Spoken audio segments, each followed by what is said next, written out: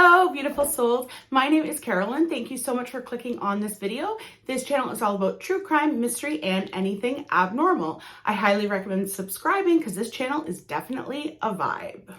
And do I have a wild, crazy story for you today? So let's get right into it. Danny Leplante was born May 15th, 1970. He was born in Townsend, Massachusetts. Massachusetts? You know what I mean. And Danny had an extremely traumatic childhood. And I know on this channel, most of the people we talk about have very traumatic childhoods, but Danny was definitely very traumatic. Danny was abused sexually by a lot of adults in his life.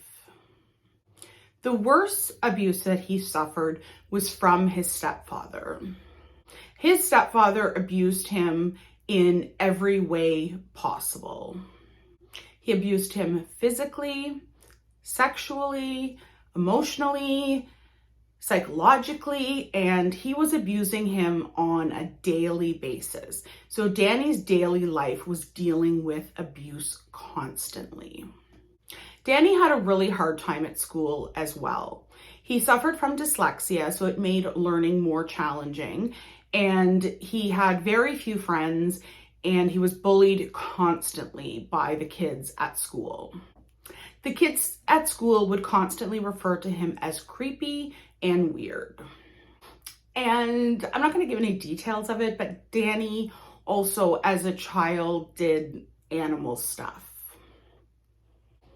So all in all, this boy had a pretty hard upbringing. In Danny's early teenage years, he was sent to a psychiatrist because he was definitely struggling. He struggled a lot in every aspect of his life. He had a really hard time taking care of his own hygiene, managing anything really in his life. So he started seeing a psychiatrist. So you would think, great, okay, this boy's going to get some help.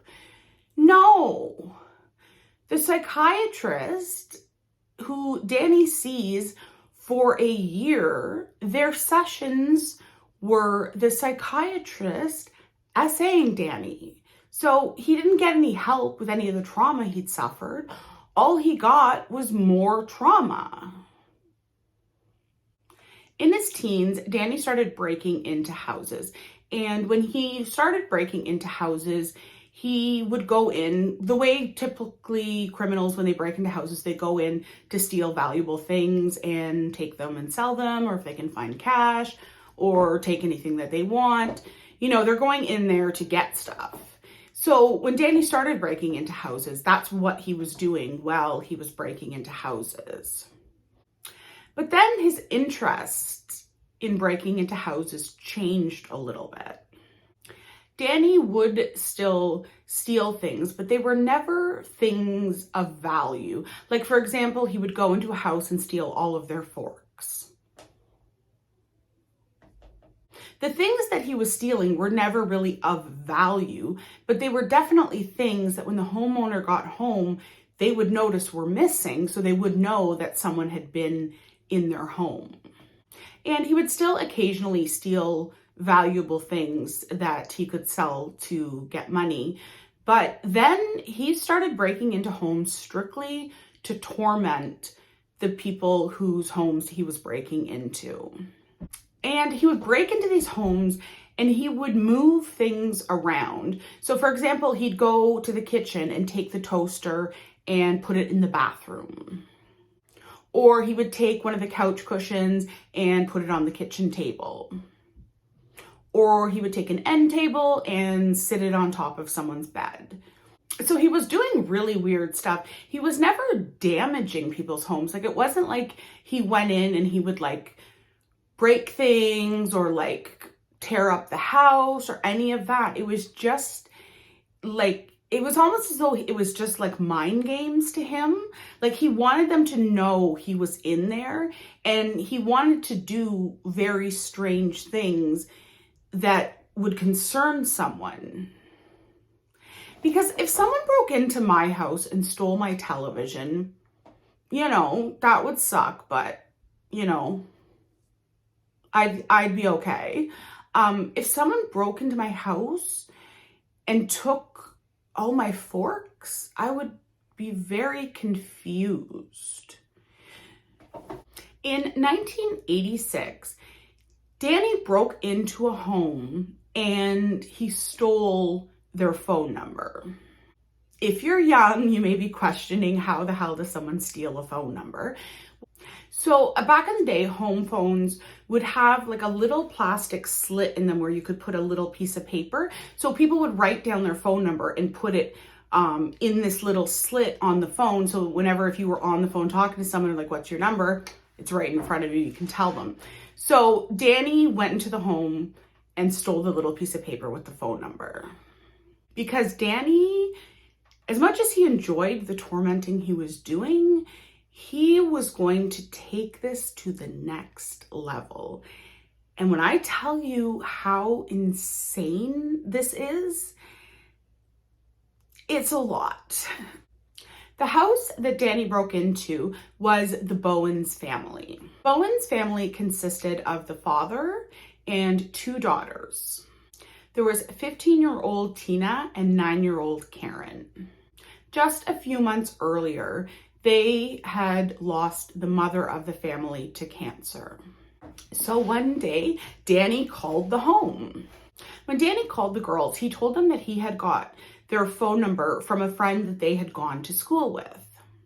And they were young girls, and I'm sure Tina, who was 15, was like, ooh, mysterious boy who's calling me. And it was probably kind of exciting for them. They had talked on the phone several times. Danny had described himself as tall, blonde, athletic, very good looking, and he asked Tina to go on a date, and Tina said yes. I don't know if this was like the original catfish or what, but Danny showed up for the date and he did not look anything like he had described. He was a brunette and he was short, and he's always described as just like messy and greasy. So I think he was just dirty is the best way to describe him. Tina found it a bit weird when he arrived and looked completely different than what he had described, but she decided she would go on the date anyway. So Tina and Danny decide they're going to go to a fair for their date. So as they're kind of walking around the fair, they're talking and getting to know each other, and Tina tells Danny that her mother had passed away recently from cancer. And this really piqued Danny's interest. He was asking her all kinds of really bizarre questions. Like, if you went on a first date with someone and they told you that a parent of theirs or someone close to them had passed away, you probably would ask them questions about it, and, you know, you would have care and concern and compassion for them. But Danny wasn't asking questions because he cared. The questions that he was asking were, how did it feel the exact moment you found out your mother was dead? How much did your mother suffer? What did it feel like to watch your mother suffer? Like, just really creepy, weird stuff. After about an hour, Tina was creeped out, to say the least, and she told Danny she was going home, and that was the end of the date. So Tina gets home from her date and she tells her younger sister Karen, and he's a creepy guy, whatever. And the 2 girls decide that they're going to try to have a seance in the basement to contact their mother. So they like go down into the basement, light some candles like that. I'm not doing a seance, just candles here. But these girls, they were trying to contact their mother. And so they do their little seance and nothing happens, and they go upstairs and just think, oh, it didn't work. Okay. Later that night, when the girls go to bed, they start hearing knocking that is coming from the inside of the walls. So these girls are young, so they think maybe the seance worked. And they think this knocking is their mother contacting them. So the girls started asking the wall questions, and they would get knocks back that would kind of answer their questions. I'm not sure exactly how the knocking came through as an answer to a question. Like, I don't know if they were like, knock once for yes, knock two for no, or how exactly they were communicating, but it's described that they thought their mother was communicating through these knocks on the walls to them. And this continued every single night to the point that the girls couldn't get sleep because the knocking would go on all night long. And then objects in their home started to be moved around. So for example, if they had candles as a decoration, they would find them in the fridge. Or if they had a lamp in the living room, they would find it in the bathroom. Like just random moving of objects. So at this point, the girls, they don't think it's their mother. They think that they're being haunted by an evil spirit. So they think that they did the seance to try to contact their mother, and somehow in this seance, they had brought like evil spirits into their home. So now they believe that the knocking is these evil spirits, and all the furniture and objects being moved around the house is evil spirits. And obviously they're telling their father about all of this. And the father obviously notices when objects in the house and furniture in the house gets moved around. But the father believed that it was the two girls who were doing all of this. He believed that the two girls were really struggling with their mother's death and that it was causing them to do strange things. If you lose your mother or a parent at a young age, I was 12 when my mother passed away, and I remember I used to do weird things because it's something that emotionally you're just not capable of handling, understanding, processing. So the father thought, okay, that, the girls are struggling. I'm going to get them a therapist and, get them some help so that they can kind of adjust to life without their mother and maybe kind of deal more with the emotions that they're feeling. So the girls start the therapy, but the knocking does not stop. And at this point, it is driving the girls insane. And it's probably bothering them a lot that their dad doesn't believe them. He keeps thinking it's them. On an evening in January 1987, the girls start hearing knocking, but it's not coming from the walls this time. This time, the knocking sounds like it's coming from the basement. So the two girls decide they're going to investigate. So they go into the kitchen and they get a knife and they head to the basement, and they're kind of creeping down the stairs, trying to see who this is, what this is, just trying to figure out what's going on. And when the girls get into the basement, they see red writing on the wall that says, "I'm in your bedroom, come find me." So the girls kind of scream, run upstairs, they run into the house and they go to the neighbor's house and have the neighbors call their father. So their father comes home and sees the writing on the wall, and again, he thinks it's the girls that are doing this. Several weeks later, something similar happens. They hear knocking and they're in the living room and they can hear this knocking and they think it's coming from Tina's bedroom. So they head up to Tina's room, and when they go in her room, there's a message on the wall that says, "I'm back, come find me if you can." The girls, again, terrified, run out of the house, go to the neighbor's house, and the neighbors call the father because the father worked evenings, so he would be at work. So they would go to the neighbors and the neighbors would call the father to have the father come home. But this time the neighbor decides he's going to go over to the house to see what exactly is going on. So the neighbor goes into the house and he goes up to Tina's room and he sees the writing on the wall, and he kind of looks around the main floor in the living room, the bathroom, the kitchen, doesn't see anything out of place, anything strange. So he heads back to his house to wait for the father to get home. And the father comes home, and again, he thinks it's the daughter. So when he goes back to the house, the neighbor goes with him because the neighbor is concerned that maybe there is someone in the house. So when the father and the neighbor go back to the house, the neighbor immediately, as soon as they're in the living room, notices that furniture has been moved around. And the neighbor says to the dad, I was in here right after the girls came to my house, and the girls never left my house. So this furniture was moved while the girls were at my house. The girls did not do this. And so now the father, is believing that this is not the girls. So he goes up to Tina's bedroom because he wants to see the writing on the wall. And this time there's another message, and it just says, marry me. The father's in the bedroom facing the wall that the writing is on, and he turns around and he sees a boy dressed in his dead wife's clothing, wearing a blonde wig and makeup, holding a hatchet.